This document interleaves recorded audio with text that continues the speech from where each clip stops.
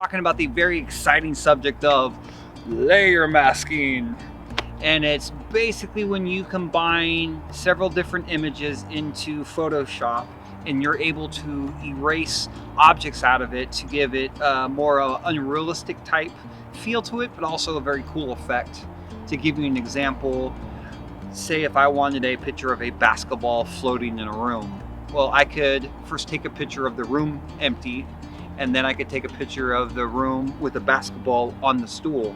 I would combine the two, and then I could erase the stool out of the picture because I have a layer underneath it, and then it would create the image of basketball floating. So today, this is what we're doing with this picture. This is a smokestack over in Noda in Charlotte, North Carolina, and the picture we are going to create is the smokestack is, or brick stack, whatever the hell you want to call it.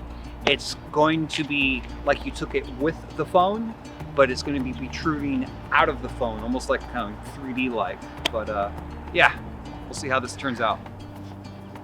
All right, so if you guys are anything like me, I only have one tripod, so you have to use the good old trusty Gorilla Pod to do today's capture. So I am shooting on a A7 II Sony homies. So I know it's kind of hard to see, but our first step is going to capture the actual tower itself. I usually like to do shots like this on manual focus. So I'm gonna go ahead and place that on manual focus, and then we're gonna go ahead and dial into the tower. I got nice red lines because, yeah, I don't know if you have focus peaking on your camera, but ever since I got this guy, it has been a godsend. So now that we're focused in, we are going to dial in the settings. And so I'm at a f-stop of f8, so I have plenty of focus of the whole background and foreground. I'm a little bit hot, so I'm going to just adjust the shutter speed down. So it's going to be 1/400. Rule of thumb, if you don't know this, always try to keep your ISO as low as possible so you don't have a lot of external noise. But so then we're going to go ahead and take our picture. This is our first picture.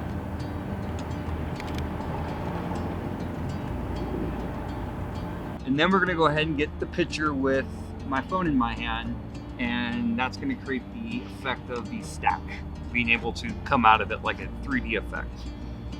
And so since when I put the phone in front of the camera, it's going to be blocking some of the light, so I'm most likely going to have to reduce the shutter speed and have it a little bit longer so I can kind of compensate for the two exposures of the picture.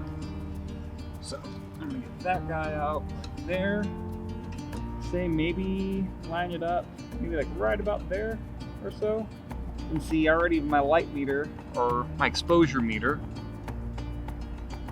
it is at a negative 2.0, probably below that. So I'm gonna go ahead and probably reduce that all the way to probably a positive 2.0 to see if I can kind of, make out the difference.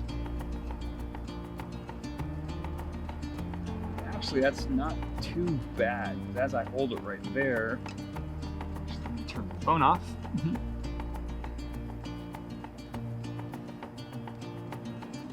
It keeps turning on.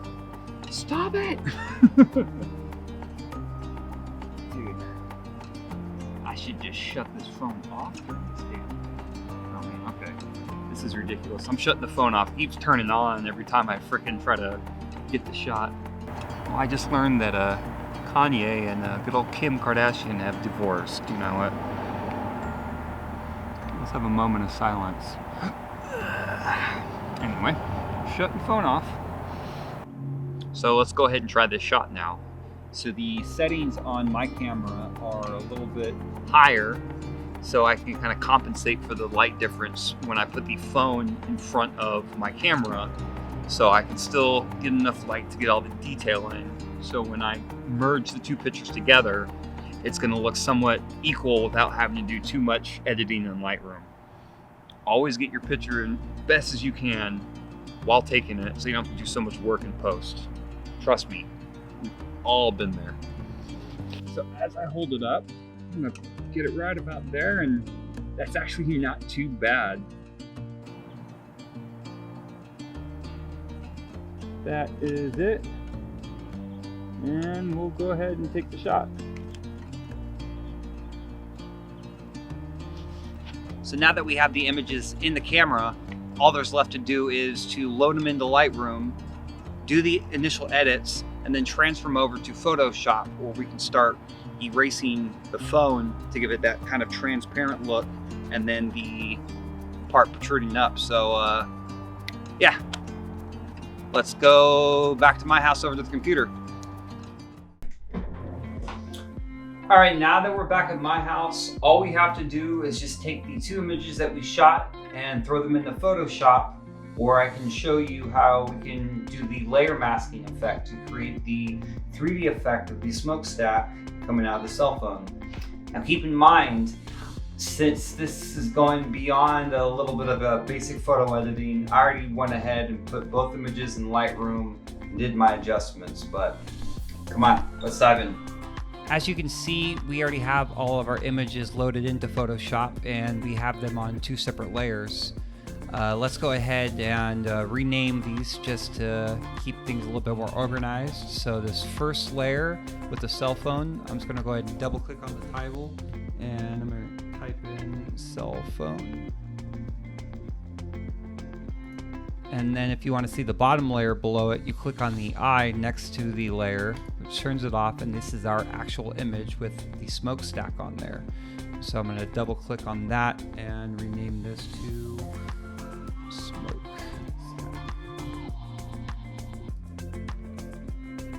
So I'm going to show you two different ways to perform a layer mask, and it really just depends on what you're doing, how fast you want to do it, and also preference. So we're going to start with our first layer by creating our mask around the cell phone screen. So if you go ahead and go to the very bottom over here, and you can see this icon, it says add layer mask. Go ahead and click on that, and it's going to generate a white triangle. Triangles, I know my shapes. It's going to create a white rectangle right next to our original image. Now keep in mind that when you are working with the brush tool and with layer mask, that you need to have the correct color set up. So if we go ahead and look over here where we have our two different colors, see we're going to have white and black. So white's going to set the foreground, black's going to set the background. So let's go ahead and switch it over to black by hitting X. And just to show you an example, just one stroke erases the top layer so we can see the bottom layer. And if we hit X again on our keyboard, take it back to white, then it replaces it. And you can also adjust your settings here in the top menu if you didn't want it to be 100% see-through, and you could change the opacity, but we won't get into specifics. We'll keep it simple.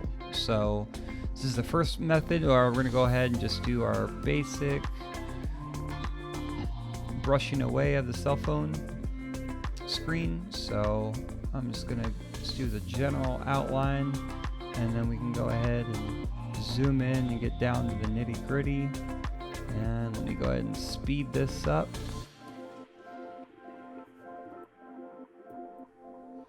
Real quick, and when you are doing edges, unless you are a much better artist in Photoshop than I am, I recommend you making your cursor size a bit smaller so you can get really close to the edge without messing up any images and having to go back and fix it. So actually, as you can see, I already messed a little bit up, so we'll switch it over to white, make that cursor just a little bit smaller, and we're going to just bring back that edge just a little tiny bit. Switch back over to black. Make that cursor smaller again. So I'll go ahead and get the rest of this image done.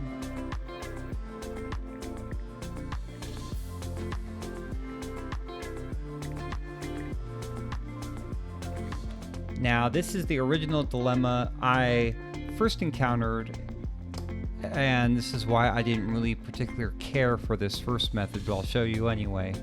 So I didn't do a perfect job, just to show you, what you can do, and if you want to brush away the edges, it just takes a little bit more time, zooming in, zooming out, erasing, and so forth. Now that we have this erased, so we have the top layer erased away so we can see our bottom image, we still need to get these smokestacks. So it's very, very easy. All you have to do is just barely adjust your cursor. And if you're on Mac, Control and Option together and the left click button, and you can adjust it by going in and out. So we'll take it right about there, and see you can actually make it a little bit smaller. You can paint it away, but my only issue with this is the edges. So it would take a little bit more time. Go ahead. Let's go ahead and zoom in. Excuse me, zooming out. Let's go ahead and zoom in. Let's go back up to the top. You can see that it's bringing in the original sky image on there, and we can just take it to white. Make the image, the cursor a little bit smaller, and we can just barely go around the edge and make it look like so. Like I said, it could be done, but just a little bit more time consuming, but I have an additional method that I'll show you. Get this done real quick. So in a nutshell, not perfect, but this is what the bare bones of our image looks like when we just use the paintbrush.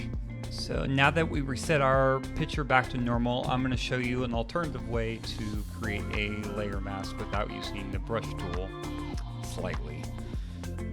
So we're going to go ahead and create another layer mask on our cell phone picture.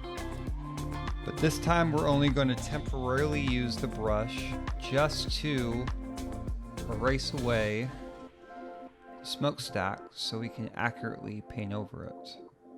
So I'm just gonna go over here, go right there, and that'll be good. So now we're gonna go ahead and select the polygonal lasso tool, and then I'm gonna zoom in onto the smokestack, and you see this way I can go ahead and get the edges down pretty good without having to mess with the brush and worry about painting outside the lines.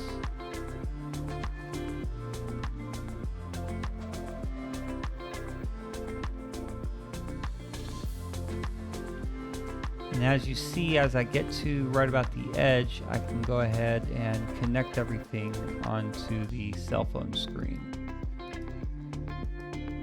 Now, I will warn you, it is going to take a couple times to get things exactly the way you want it.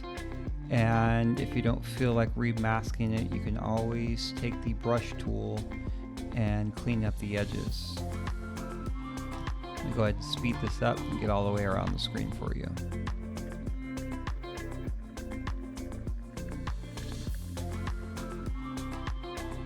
And now that you see that we have our entire mask connected, we can zoom out and we have a complete mask that we're ready to take out. But now all we have to do is go ahead and reselect the brush tool and hit X on your keyboard.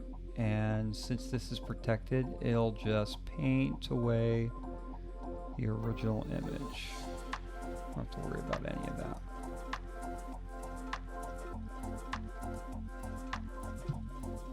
So go back over to the polygonal lasso tool, hit select and mask, and then we're going to hit invert, because this is only selecting the screen and the smokestack to keep on the image. And then we're going to go to output and layer mask, and there we have our image. Now, like I said before, it's really preference. Either you want to do something with a cleaner lines, or if you want to use the brush to get in and out of spaces and kind of go at your own pace, or if that's just something you want to do. Well, that about wraps up my video on how to shoot, edit, and perform layer masking in Photoshop. I hope you guys learned a thing or two about this process, and I just want to remind you that every time we learn something new, there's like a tool that goes into our toolbox, and this helps us grow and expand, whether it's for a future idea, it's a creative endeavor, a client, or just something that we're trying to emulate that we saw online that we're like, hey, I want to do that too. Just keep having fun, keep growing, keep learning, and as always, appreciate it, and thank you for watching. Do me a favor and hit the like and subscribe button, and I will see you guys in the next video. Till next time. Ciao!